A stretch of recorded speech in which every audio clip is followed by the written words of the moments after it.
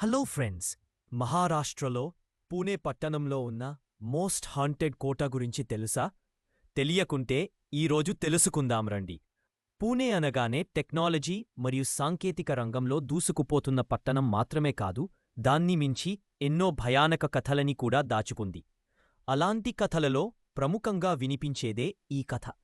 ఇంకా అసలు విషయానికి వస్తే, పూణే పట్టణంలో శనివార్వాడనే కోట ఉంది. ఈ శనివార్వాడ కోటను 1732వ సంవత్సరంలో మరాఠా పాలకులు నిర్మించారు.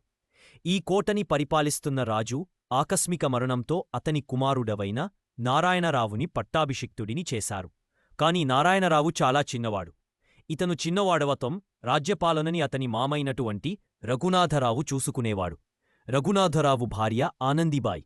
రాజ్యపాలన విషయమై నారాయణరావు మరియు రఘునాథరావు మధ్య విభేదాలు ప్రారంభమయ్యాయి. ఈ విభేదాలు కాస్తా తీవ్రతరమై రఘునాథరావు నారాయణరావుని హతమార్చడానికి నిర్ణయించుకుంటాడు. ఆ కుట్రలో భాగంగా అతని నమ్మకమైన సైనికుణ్ణి పిలిపించి తన పన్నాగాన్నంతా చెప్పి నారాయణరావుని చంపమని ఆదేశించాడు. దాంతో ఆ సైనికులు నారాయణరావుని చంపడానికి బయలుదేరుతారు. ముందుగా వస్తున్న ఆ సైనికుల్ని చూసి నారాయణరావు ప్రాణభయంతో కాకా మాల్వాచా వాచవా అని పెద్దగా అరుస్తూ పరుగులు తీయసాగాడు. అంటే, మామయ్య, నన్ను రక్షించండి. కాని ఆ చిన్నవాడి ఆర్తనాదలు రఘునాథరావుని మరియు ఆనందిభాయిని ఏమాత్రం కదిలించలేకపోయాయి.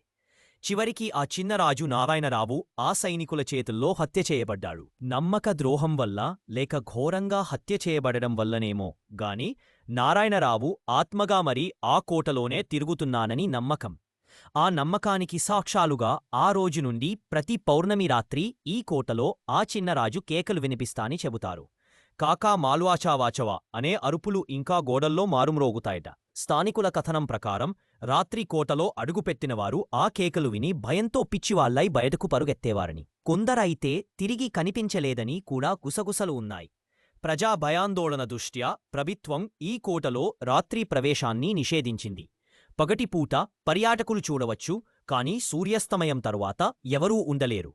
శనివార్వాడా కథ నేటికీ పూణే ప్రజలలో భయానక గాథగా నిలిచింది. ఇది ఒక చిన్న రాజు యొక్క ఆత్మ, ద్రోహం, రాజకీయ కుట్ర మరియు రక్తపాతం యొక్క గుర్తుగా నిలిచిపోయింది.